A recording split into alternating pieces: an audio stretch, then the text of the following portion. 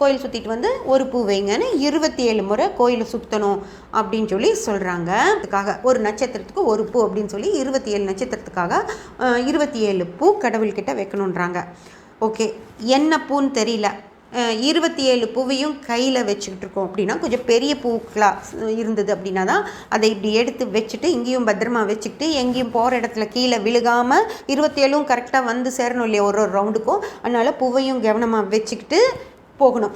இல்லை சின்ன பூக்களாக இருந்ததுன்னா ஒரு கூடையில் 27 எண்ணி வச்சுட்டு கூடையை எங்கேயும் இப்படி சாய்ச்சிடாமல் பத்திரமா அப்படி கூடையை பிடிச்சிக்கிட்டே சுற்றிட்டு வந்து ஒவ்வொரு அங்கே முன்னாடி வர்றப்பவும் வைக்கணும். அந்த மாதிரி இல்லை ஒரு கூடையிலையோ இல்லை ஒரு கவரில் போட்டுக்கிட்டிங்கன்னா கவருக்குள்ளே கையை விட்டு பத்திரமா எடுக்கணும். 2வது பூ எடுத்து கீழே போட்டுட்டிங்கன்னா அந்த மண்ணில் விழுந்த பூவை தூய்மையும் தூக்கி வைக்கலாமா அப்படின்லாம் அவங்க சொல்லலை.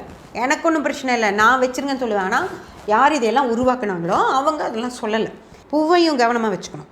கையில் பூ மேலே ஞாபகம் வச்சுக்கிட்டே இருக்கணும். அப்படியே சுற்றி வரணும்.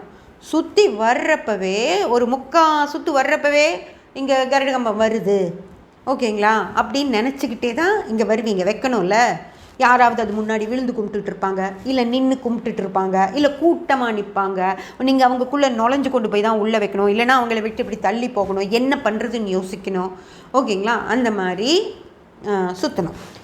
3வது நம்பரையும் ஞாபகம் வச்சுக்கணும். 27 ஆச்சா அப்படின்னு சொல்லிவிட்டு ஞாபகம் வச்சுக்கணும். ஒரு பூ கீழே விழுந்துருச்சுன்னா உங்களுக்கு கன்ஃபியூஸ் ஆகிடும்.